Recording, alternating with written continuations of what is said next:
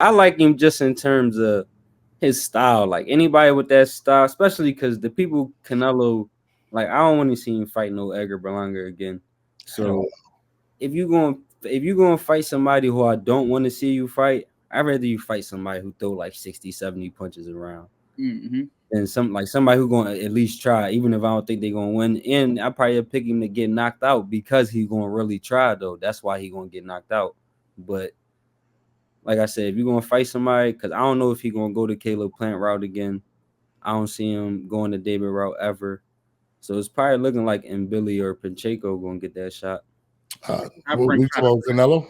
Yeah, because I just don't see him fighting nobody that's a real threat.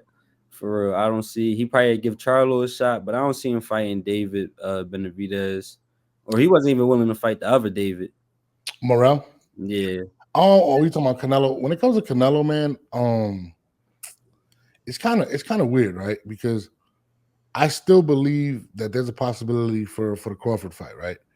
Simply because it might be a really big bag. You're probably talking about close to 100 million guaranteed for Canelo. If he's getting 40 for these guys, I think that's a possibility. I think I know he wants to do something in Japan. I don't know who he would fight in Japan. He wants to do Wembley. He'd probably fight is it Eubanks? That's what you I back. believe. Um, but to me, I think Canelo is. I would like everybody. I think I would love to see Benavidez, but I actually believe he'd fight Beterbiev before fights Benavidez, and I've heard rumors about that fight actually happening. Him going to 175 after the Bivol fight and trying to take those belts. Now that to me is kind of crazy because we all seen what Beterbiev can do at 175. Now, you know, what do you guys think about that? If that happens, if he goes up to 175. Think it's real dangerous, man. With better be, I think it's real risky, man. Especially what we seen what Bivol did. You know what I mean? Yeah. So I think that's a real risky fight. I'm picking better Beeve. I know that. Yeah, I'm I mean, picking Canelo against Bivol like a crazy man. I'm picking better Beeve this time. see, you know what's crazy about that fight?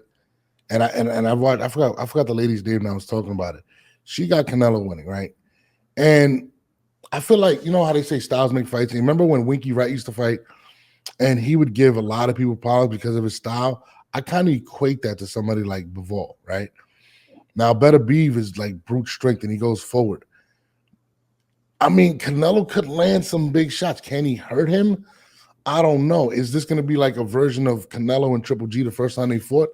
Possibly, but I think his defensive prowess, Bivol, is what, and the jab is what really gave him problems. But I would definitely like to see that fight. I mean, I'd be scared because I'm a huge Canelo fan, Yeah. but you know, Better Beeve is dog. He's definitely not to be played with, man. No, man. Style, stylistically, that's a good fight. Just Yeah. because, like you said, he gonna walk straight in the front door. Is not gonna be too deceptive getting in there.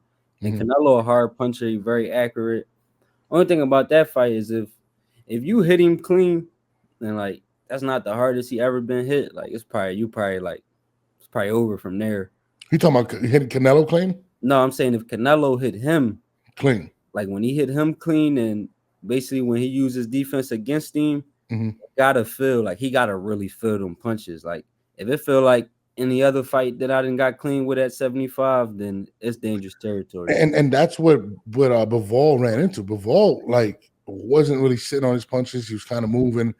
And I mean, when Bivol spoke, he did say that Canelo hit harder, but everything that Better Beef hit him with was it hurt. And I was talking to Iceman Scully, Better Beef's trainer, and he was telling me Better Beef standing next to Canelo makes him look like a child. Like he's that much bigger. Like he's like Canelo's not a big guy at all. And I mean that's impressive. Let's just say Canelo does go and win at 175 against Better Beef. Where do you put him after that? Because that is a major win against somebody that is, you know, people. I mean, the first unified champion since what? Since Roy Jones. Now, if Canelo beats him, he'd be the second. I mean, the third or whatever it is with the 4-bit hour. That's kind of crazy. Where would you put him in the history of boxing if he was able to pull that off? Definitely high. That is another undisputed run right there off that one win. That'd be crazy. definitely high, man. I don't know all the time. I have to definitely really sit down and write down my list, look at everybody accolades, and see where he would stack up. But it would definitely be. I would argue top 10 if you go up to 75 and go undisputed. I Top mean, 10, top 15. yeah, I mean, yeah, people like tend to like, I feel like people don't want to give Canelo his credit, but I'm just like, dog, like he's one of the few guys that's actually pushing himself, going up. I mean, he could have stood at 160 and just been undefeated or whatever, but going up to 175 and I mean, I think that's major, bro. Especially against somebody that used to fight at heavyweight, which is crazy, and Beterbiev. If he was to pull that off, man, I don't know.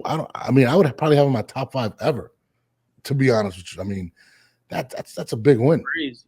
Yeah, he pretty high already. Yeah, first ballot Hall of Famer. So like, he already pretty high. So you're off of that one, you probably had to throw him like top 10. Cause then you had to throw him top 10 at least.